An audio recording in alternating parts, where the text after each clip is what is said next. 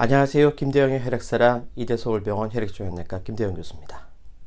오늘은 우리 급성백혈병 환자분들께서 항암 치료 받으시는 기간 동안에 많이 힘들어 하시는 메스꺼움과 구역질, 구토관리법에 대해서 말씀드려 보겠습니다. 항암 치료하면은 생각나는 게 바로 이 메스꺼움과 구토죠. 많은 분들이 고생하시고 힘들어 하십니다. 그러면 왜 이 메스꺼움과 구토가 생길까요? 여기에는 굉장히 복잡한 이유가 있습니다.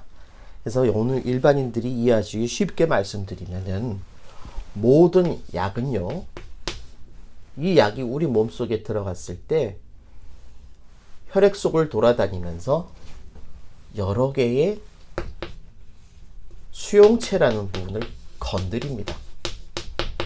이 수용체는 위장에도 있고 장에도 있고 뇌에도 있습니다. 이러한 수용체를 약이 건드려서 자극을 해서 메스꺼움을 뇌로 전달하는 겁니다. 그래서 뇌에서는 그걸 메스꺼움으로 인식을 하고 토해라 이런 명령을 내리는 거죠. 그래서 이런 약의 종류에는 항암제도 물론 대표적인 약이지만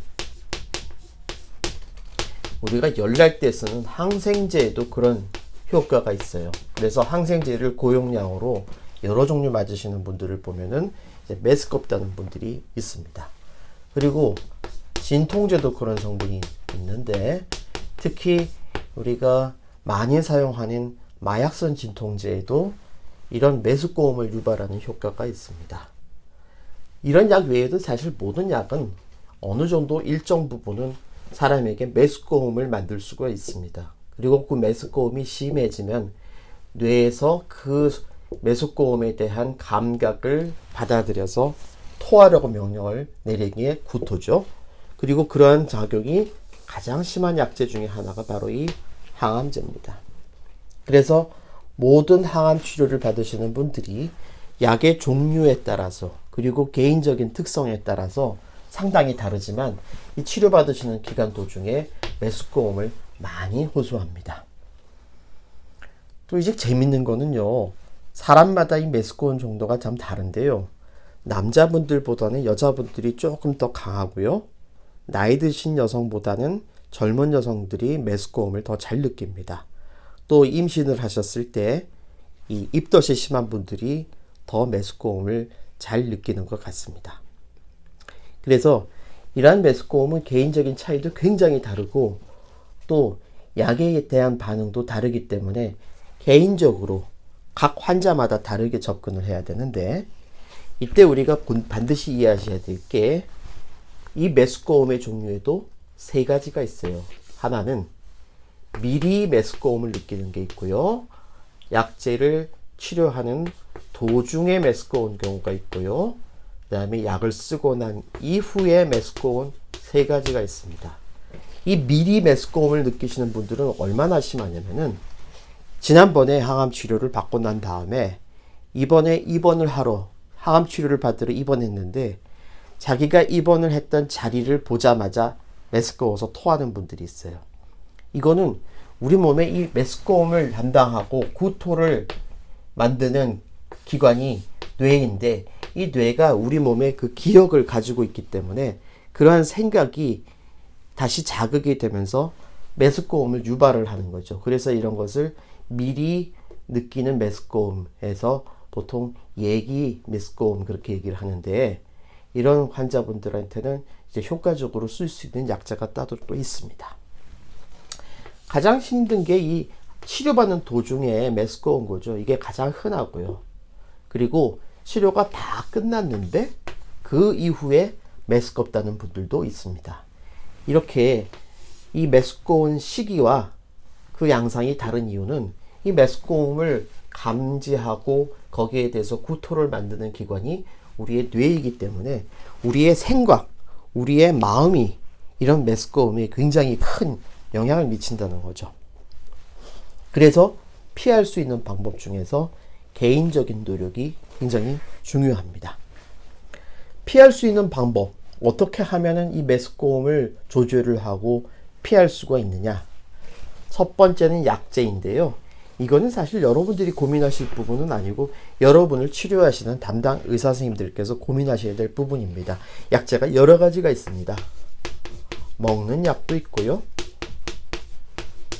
주사도 있고요. 붙이는 약도 있습니다.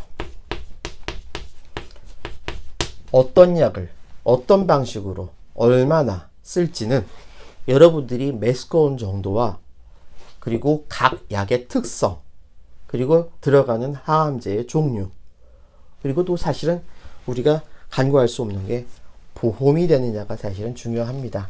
주사약제를 쓰는 약들 중에서 상당수가 사실은 보험이 안 되는 경우가 많고요. 보험 기준이 까다로운 경우도 많습니다. 붙이는 약도 마찬가지입니다.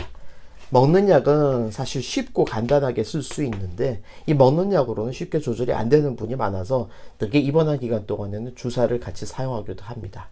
어쨌든 모든 약제가 준비되어 있기 때문에 여러분들께서는 메스꺼움을 느끼실 때, 구토를 하고 싶을 때 반드시 담당 선생님과 담당 간호사님께 얘기해서 적절한 약을 투여받으시기 바랍니다.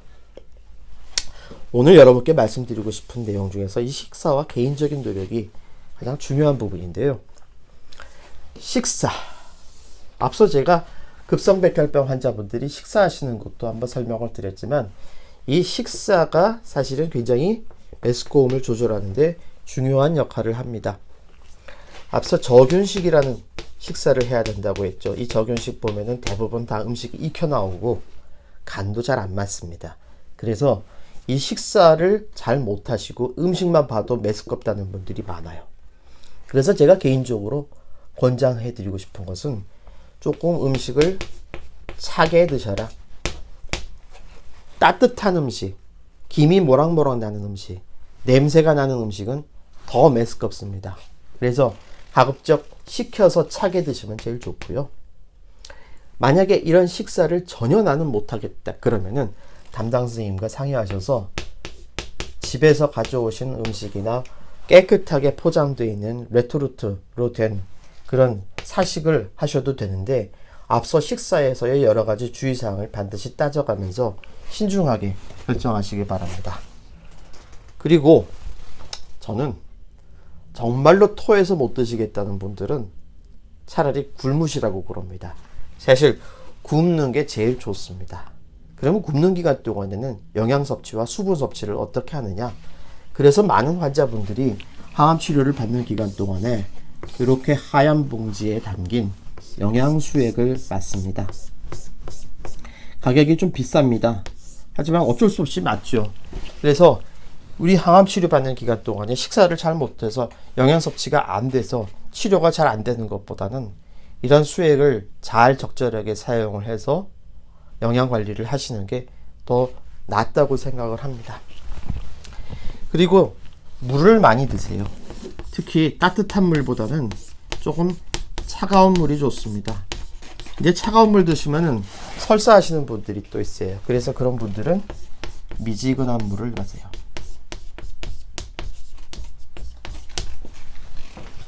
개인적인 노력이 사실은 제일 중요합니다.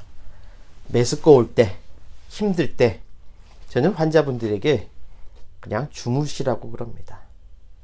우리가 이 구토방지제 성분에 보면은 약간 졸리게 만드는 성분들이 많이 들어가 있어요. 그래서 구토방지제를 주사를 맞고 나면은 이제 졸려하시는 분들이 있는데 졸립다고 힘들어하시지 말고 그냥 주무세요. 주무시고 기다리다 보면은 메스꺼운 시간이 지나갑니다. 그리고 생각이 중요합니다. 앞서 제가 예기구토라는 게 있다고 말씀드렸죠. 치료를 받기 전에 미리 구토하는 그런 현상이 있습니다. 그만큼 우리의 생각이 뇌를 지배해서 이런 메스꺼움과 구토도 더 만드는 겁니다.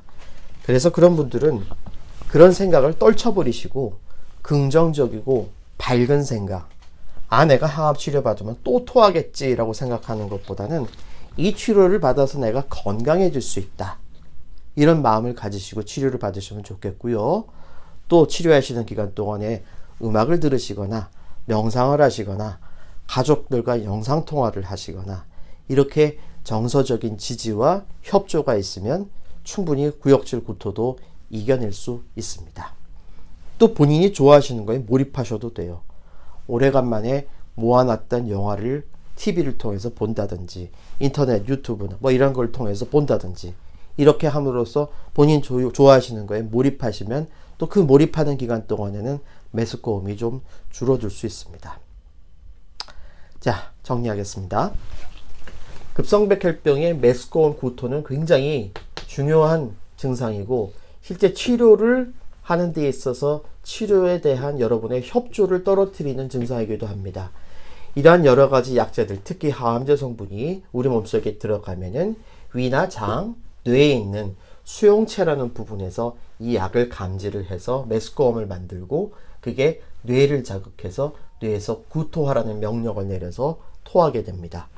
그 종류에는 미리 생각만 해도 구토하시는 경우가 있고 치료받는 도중에 그리고 치료가 끝난 이후에 구토가 있는 경우가 있는데 여기에 대해서는 각 병원에서 의사 선생님들이 최선을 다해서 먹는 약, 주사, 붙이는 약 이런 약제들을 잘 처방해 주실 거기 때문에 증상을 얘기하시고 거기에 따르시면 됩니다. 식사는 이런 적윤식이 굉장히 힘드시기 때문에 차게 드시는 게 좋고요. 또 간을 맞춰서 드시거나 약간 새콤하게 드시는 게 나을 수도 있습니다. 그리고 개인적인 노력이 중요한데 개인적인 노력 중에서 제일 중요한 거는 여러분의 마음 관리, 정서 관리, 그리고 여러분 가족들의 협조와 따뜻한 그 도움, 그런 정서적 지지가 굉장히 중요하다는 말씀을 드리고 싶습니다. 그리고 다시 한번 강조드리는 것은 오늘 제가 여기에서 말씀드리는 내용은 저의 개인적인 견해가 많이 들어가 있습니다. 여러분을 치료하시는 병원의 담당 의사 선생님이나 영양사 선생님은 또 다른 말씀을 하실 수 있습니다. 그분들께서 여러분의 상태를 가장 잘 알고 계시기 때문에 여러분들께서는 그런 담당 선생님들의 권고와 진료 지침을 꼭 따라 주실 것을 부탁드립니다. 오늘도 혈액질환으로 투병하시는 저희 혈액질환 환우들과 그 가족들의 건강과 행복을 기원합니다. 감사합니다.